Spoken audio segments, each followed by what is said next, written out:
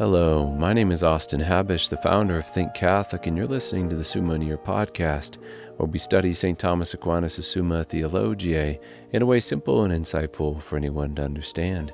The Summa podcast is brought to you by Think Catholic. Taking 2 questions of the Summa a day, we'll seek to summarize St. Thomas's responses, discovering the brilliance of Aquinas and his Catholic faith is day 146. So let's get started. We're covering today questions 56 and 57 of the Secundae, that is, of the precepts relating to prudence and of right. The translation that I always use in these podcasts is the one generously provided to me by Ave Maria Press, the 5-volume set translated by the Fathers of the English Dominican province, which you can now get at a discounted price from Ave Maria Press's site by typing in the code SUMMA10. And so here we go. Article 1, whether the precepts of the Decalogue should have included a precept of prudence. The 10 Commandments were given to the entire people, along with ourselves, in order to safeguard our due end. To make explicit certain dictates of the natural law, right and wrong is clear by the natural light of reason, to those who might err in their use of reason or by vice obscure reason. However, since prudence is right reason in regard to the means, specifically, then it was fitting that the Decalogue not include precepts for prudence, since the due means for the love of God and neighbor does differ in the specific demands from person to person and from one circumstance to another.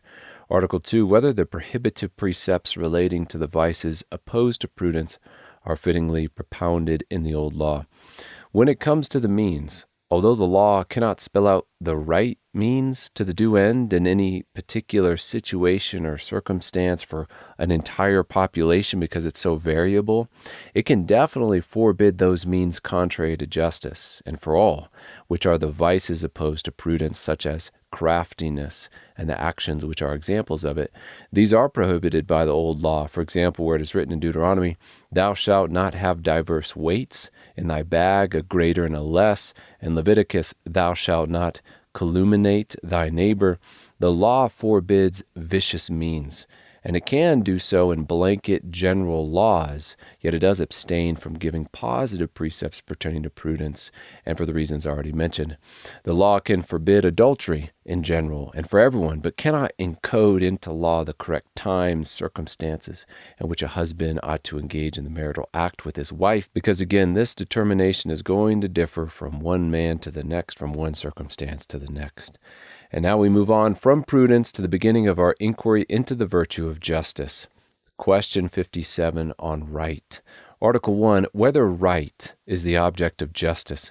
The object of the power of sight is color. It is what sight is directed towards. The object of the habit of understanding is first principles. That's what understanding is about. The object of the habit of prudence is action.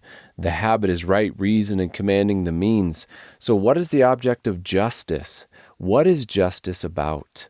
Here the Latin gives us our answer because the word justitia, justice, is built off of the word jus in Latin, which is right. Within the word, we can see that justice, as a habit, is the stable quality in a man's will, which disposes him to will what is right. In Aristotle's words, all are agreed in giving the name of justice to the habit which makes men capable of doing just actions. So St. Thomas tells us within the article that justice, like in the word adjusted, is about making things equal. For example, when you owe the grocery clerk $10 and your subsequent action is giving $10, the debt and the action are equal.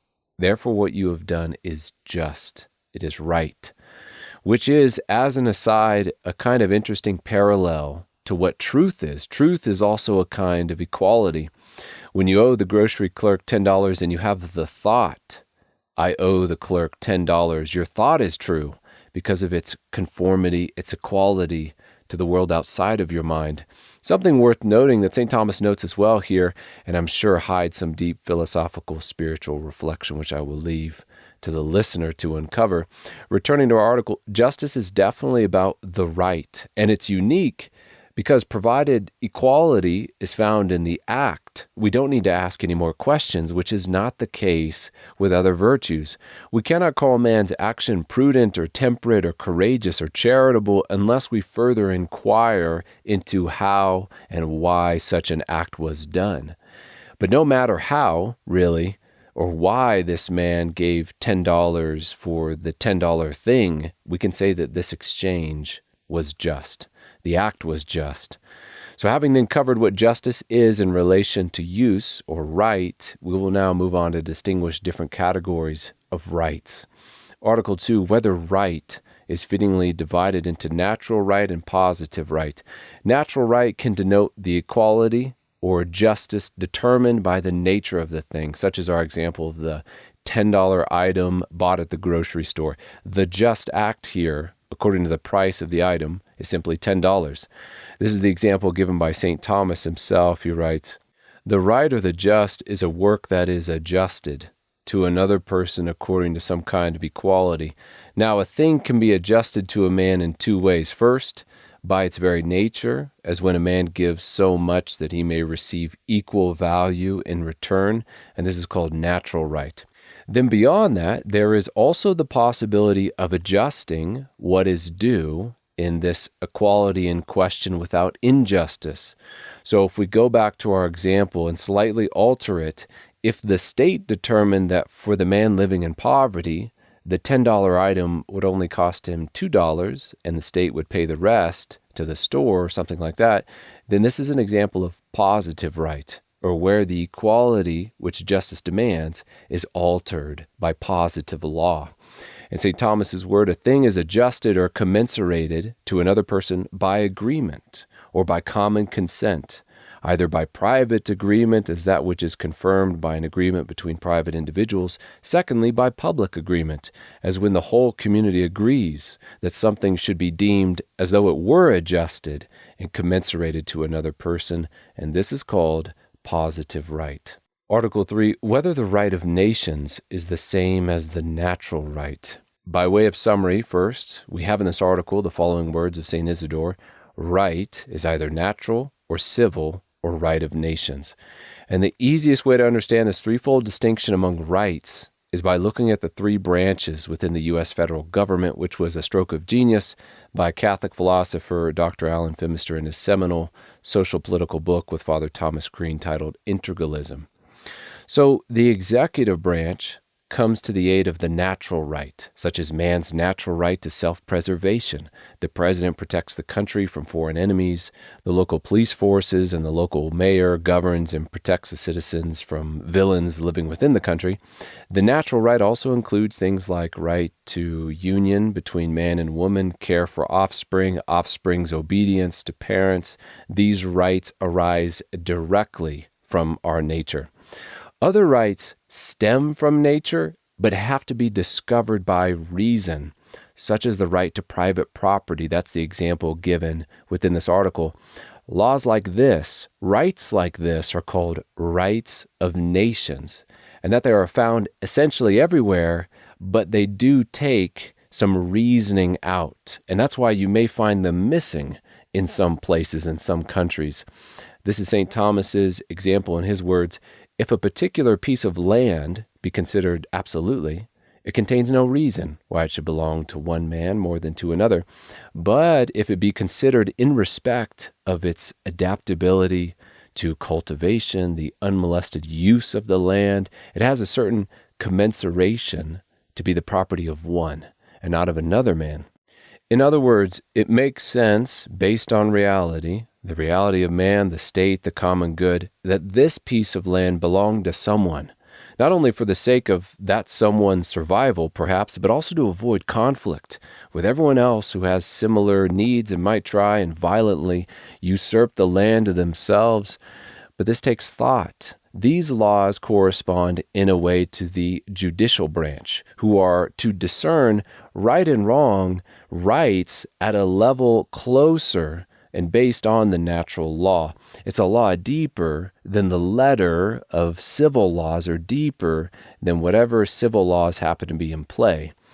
For another example, and this is a quotation from the book by Dr. Phimister and Father Crean, the principle that owing to the common destination of material goods by their Creator, the taking by a starving man of the surplus goods of his neighbor against the neighbor's will does not constitute theft, that might be overlooked by a legislator in drawing up laws and discerned only by a judge before whom such a case is brought. The law of nations is thus the origin of laws that have been discerned.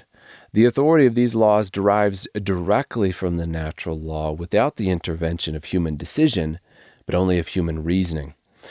Then when it comes to the letter of the law, we have the legislative branch, which brings into specific detail aspects of the natural right, of the right of nations needed for the common good, like requiring the registration of marriages, or detailing how land is to be sold or bought, along with more mundane things like how many cents are to be in a dollar, what side of the road someone is supposed to drive on, things like that.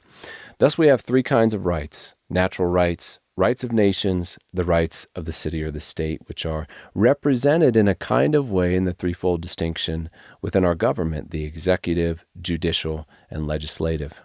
Article 4, whether paternal right and right of dominion should be distinguished as special species. This question denotes the relationship of the father and his son, a servant and his master, ought these to be distinct kind of rights, along with what's already been mentioned.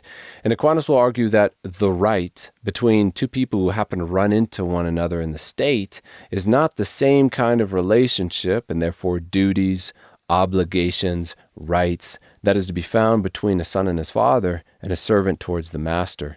The man who becomes a slave to pay off his debts, or until he pays off his debts, by in a way belonging to his master, as an extension of the master for this time period, has a unique relationship to him. Same with the teenage son towards his father. Until he reaches the age of majority, he is still very much an extension of his father.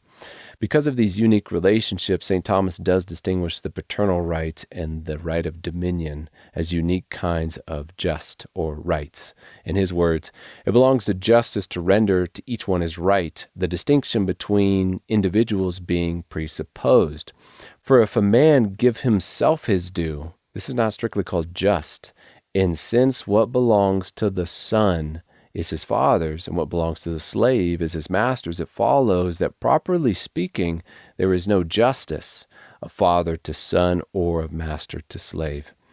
And with that, we've just finished covering questions 56 and 57 of the secundae, that is, of the precepts relating to prudence and of right. My name is Austin Habish with Think Catholic, and I cannot wait to see you tomorrow.